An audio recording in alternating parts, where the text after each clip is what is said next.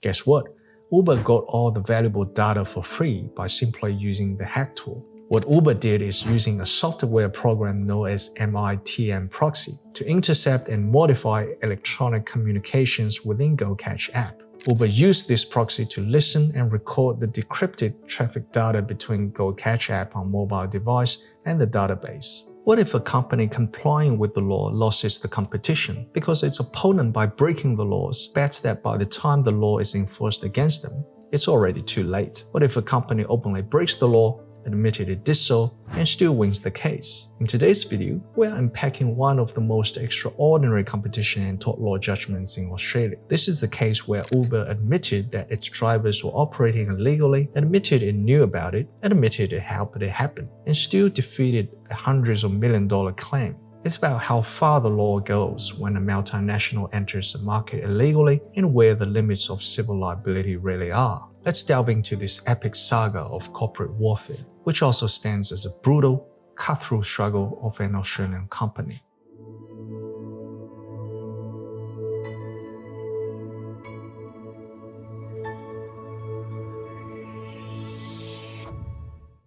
In 2011, an Australian company called Taxi Apps Pty Ltd launched GoCatch, an app that connected passengers with licensed taxi.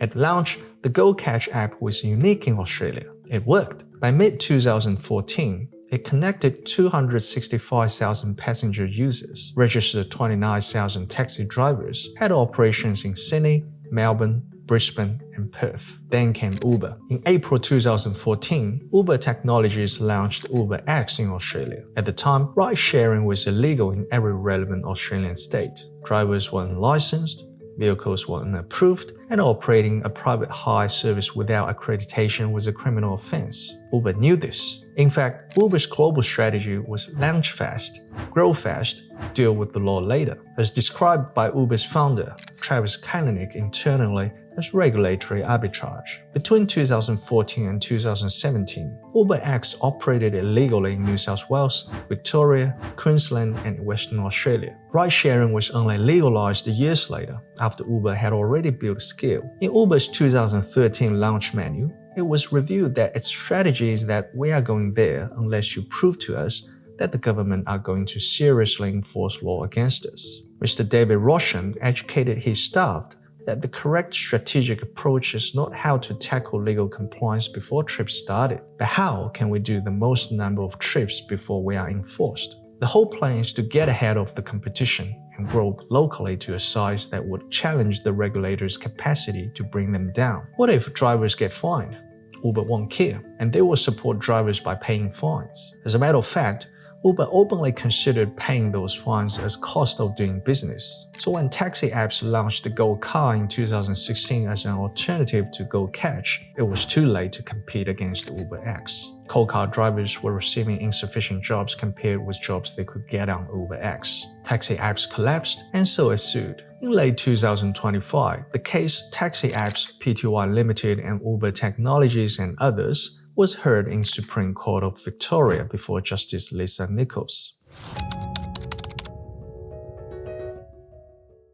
Taxi Apps didn't sue under competition law. Instead, it relied on old but powerful tort. Its case is that it wasn't just a competition. This was unlawful destruction. Taxi Apps alleged that Uber entities, including the holding company Uber Technologies and its subsidiaries, combined together to launch and operate UberX illegally with the intention of harming GoCatch, and this unlawful conduct caused GoCatch's collapse. Critically, Uber admitted its drivers committed offenses as they operated without the required accreditation and license. Uber admitted it knew all of those offenses. Uber admitted it aided and abetted those offenses.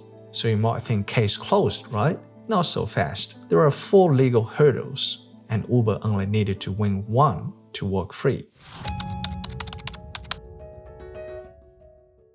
To succeed, Taxi App had to prove all of the followings. Firstly, was there a combination or agreement that amounted to conspiracy? Taxi Apps argued Uber Technology, being the US parent, Uber Australia, and Dutch Uber entities all worked together to execute a plan. Uber argued this was one corporate mind.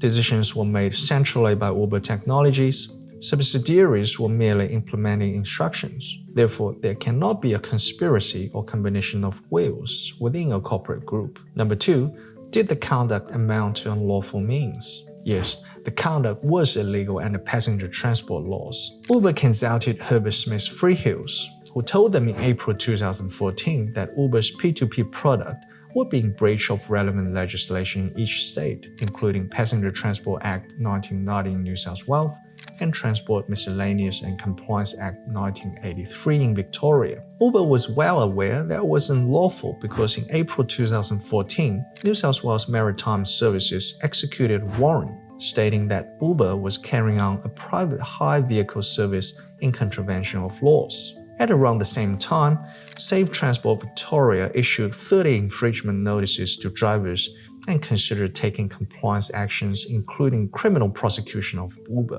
Uber then announced internally that it would try to make a meal out of data privacy law and not to hand over any sensitive information to the regulator, which will delay the enforcement. As to the fines by the drivers, Uber arranged a law firm named Horton Rose Legal to act for drivers, and Uber could reimburse the driver through payment to Horton Rose Legal's trust account. Uber Holdings former director Zachary de Kiviet in his internal email to staff said this: asked them to send the fines to Horton, their counsel, and verbally indicated that we will take care of it. Do not do this in writing. David Rosham in his email to colleagues said this: you try keep the news as quiet as possible. The more drivers know, the more impact it will have on your supply. Call the driver immediately over the phone. Let them know you will take care of them. Find a trusted litigator, different firm from your local council to avoid conflicts, and pay his or her fees. You should also spend time educating this lawyer on Uber beforehand, as in the end, he's also protecting the app, not just the driver. At the end, through Horton Rose Legal, Uber paid fines of approximately $2.65 million from June 2014 to October 2016. Uber entities engaged at least 4 solicitors to act for drivers who are the subject of enforcement actions. When more serious and systematic enforcement comes, it's already too late, and Uber will dominate the market then. Also, Uber is confident that they would put pressure on the government for reform. But here's the twist. The court had to ask whether Parliament intended those statutes to give rise to civil conspiracy claims, or whether the statutory penalties were meant to be exclusive. The logic is that if drivers and Uber have been fined under the traffic legislation, they should not be punished again in tort. Otherwise, they will be punished twice for the same unlawful activities. The third issue is whether Uber have the requisite intention to injure taxi apps. Taxi apps relied on internal Uber documents, language about crushing competitors, and evidence Uber viewed GoCatch as a threat due to network effects. Uber contended that its intention is not to harm competitors, rather its mission is to provide transportation as reliable as running water everywhere for everyone. Part of its vision is to create smarter transportation with fewer cars and greater access. Therefore, squeezing GoCatch and other taxi services are just a byproduct of Uber's bigger mission. Justice Nichols found in New South Wales, intention to harm was established. For example, in 3 weeks of launch, David Rosham emailed Uber Technologies General Manager Alan Pan saying,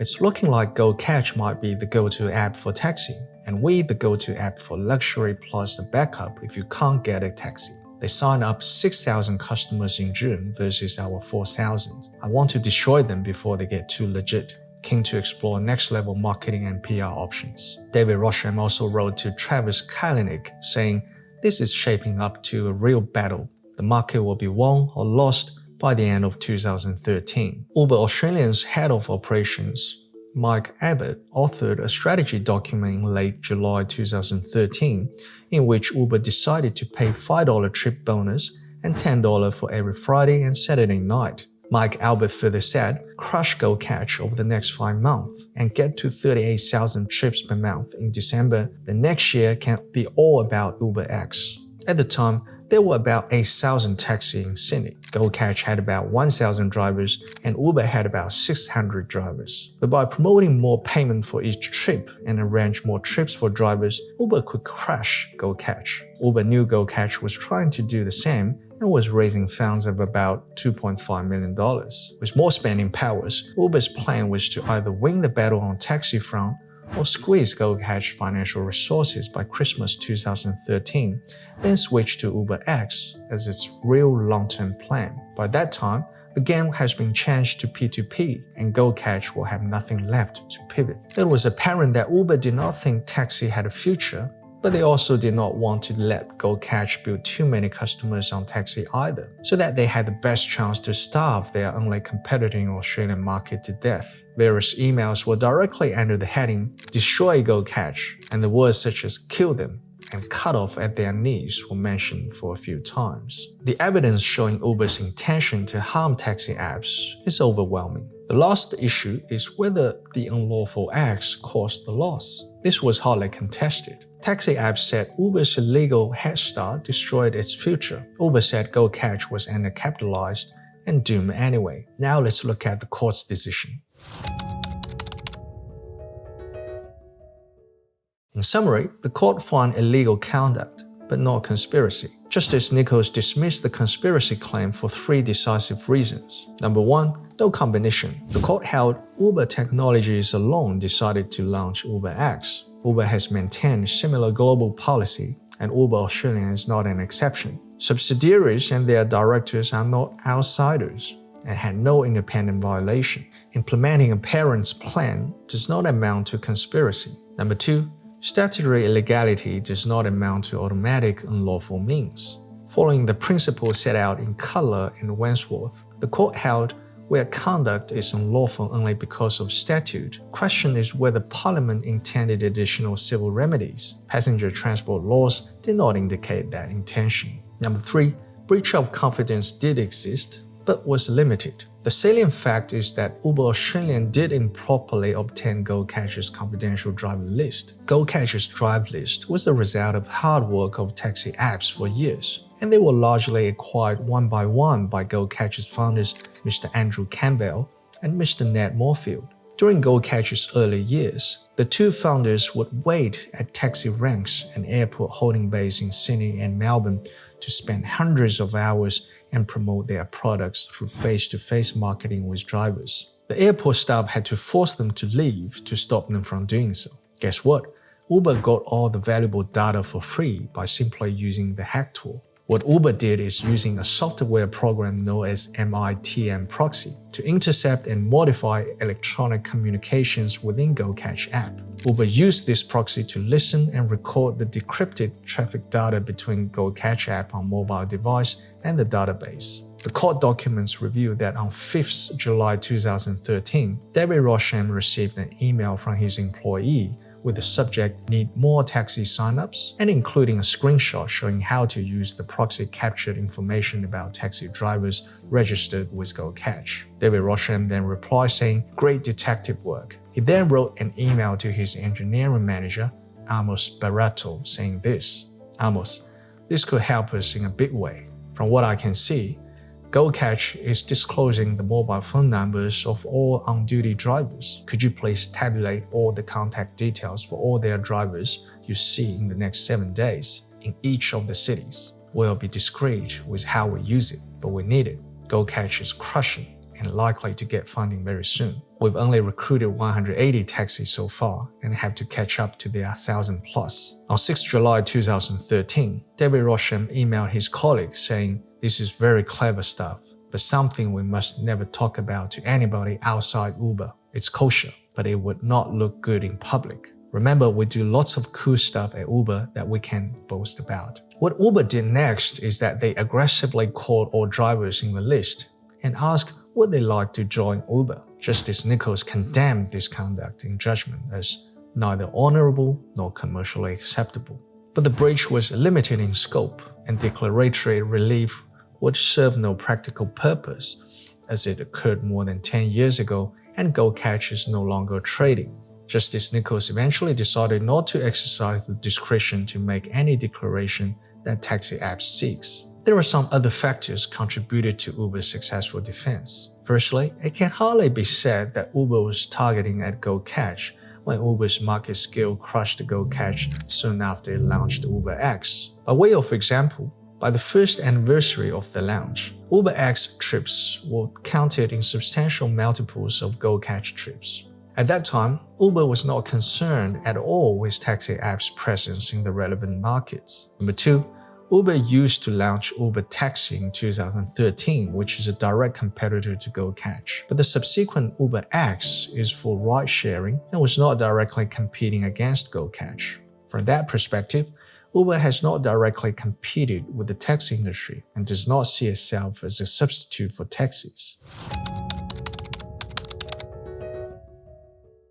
The case sets boundaries, not permission. The judgment sends several powerful messages. Number 1, illegality alone is not enough. Even widespread, admitted illegality does not automatically create civil liability. Number 2, corporate groups are harder to sue than you think. Proving independent agreement inside a multinational group is extremely difficult. Number 3, tort law has limits. This case exposes the gap between regulatory enforcement and private law remedies. Uber paid fines, Uber changed the law, but Uber did not pay damages to GoCatch. Things could be different if taxi apps is still operating, where instead of arguing about a hypothetical harm, the court could assess actual loss and forward-looking damages. Things could also be different if taxi apps sued Uber and competition laws, but had to prove the harm was made to competition, not just the rival, and it could have difficulties with the limitation period. In any event, we will not know, and there are not that many if in reality. The cruel fact is that once Uber crashed GoCatch, it immediately cancelled incentives and raised taxi commission initially from 7% to 12%, then to even 25% to 40%, the highest in the market. Also, when ride-sharing became legalized state by state, what used to be unlawful became lawful, and nothing could stop Uber's growth. Not only did the international giants crush their business competitor in taxi market, but also crushed the powerful taxi lobby and rooted protectionism for decades. So here's the real questions. If a company knowingly breaks the law to gain market dominance, should civil liability follow automatically? Should Parliament step in where tort law falls short? Or is this simply the cost of innovation in a regulated economy? Was justice done here, or was it legally correct but morally unsatisfying? Let me know what you think in the comments. And if you want more deep dive explanations of Australian law and landmark cases, like, subscribe, and turn on notifications. Thanks for watching. I will see you next time.